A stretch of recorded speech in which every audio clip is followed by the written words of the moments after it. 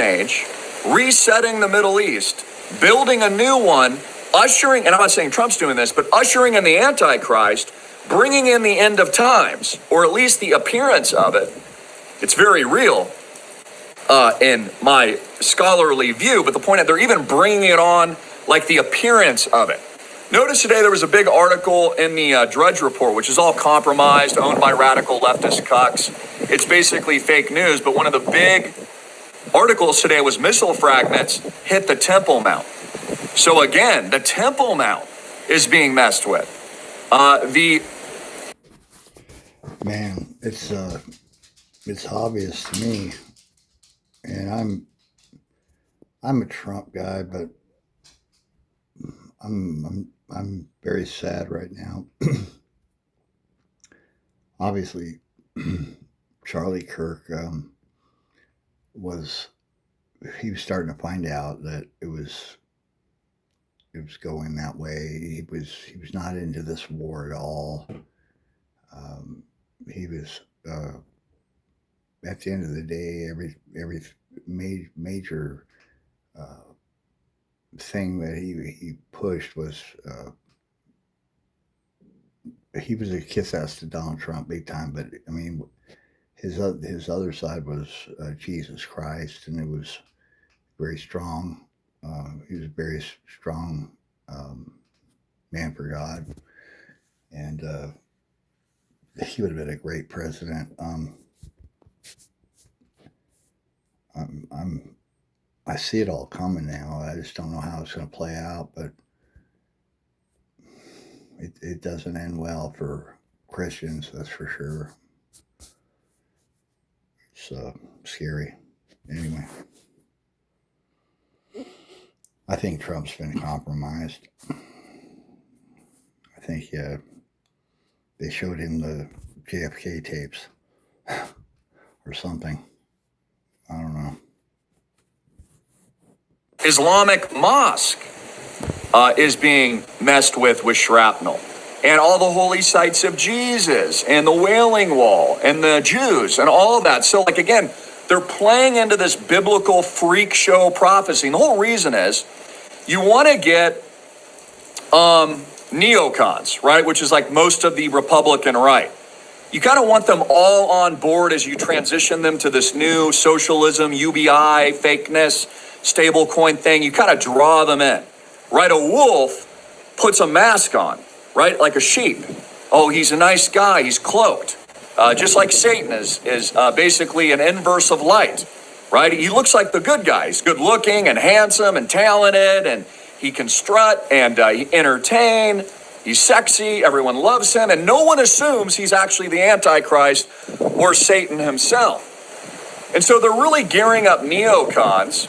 And through Turning Point USA, which is another reason why they whacked Charlie Kirk, it's very obvious now because Charlie Kirk was way against this war.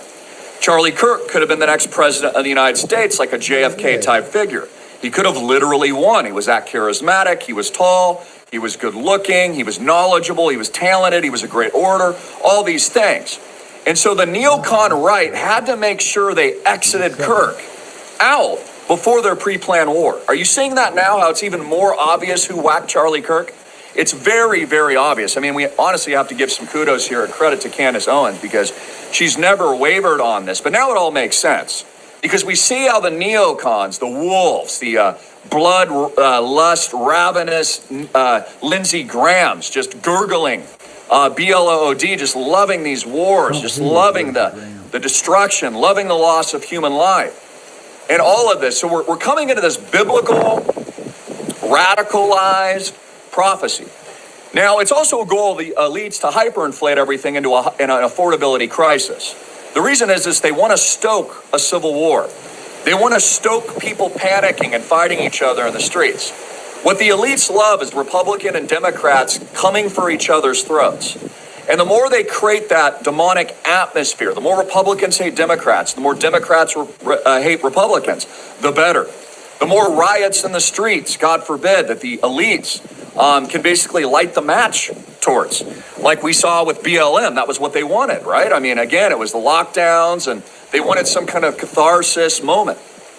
Now, the Canadian truckers weren't allowed to get in the streets, right? They declared martial, you know what, removed all of those. But the BLM guys, they just let them light the whole city and towns aflame. Because again, it's the agenda.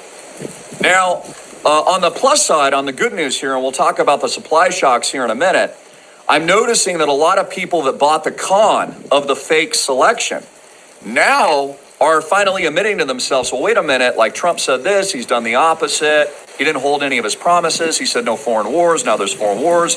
They said they're America first, but it looks like they're Israel first. They said no more debt with Doggy, but there's actually more debt. They said no inflation, but there's actually hyperinflation. He promised a golden age, but it's only a golden age for the rich. So like the fact that people are starting to wake up is pretty good, but they still have a lot of cognitive dissonance because I'm noticing they still don't get it. They still don't understand. They're saying things like, well, Trump Don't understand that there's not a good party. Both parties are full of shit. And I don't know if Trump was aware of this and or not. If you listen to his presidential rants, he wasn't into this at all. He's totally changed. Totally changed. And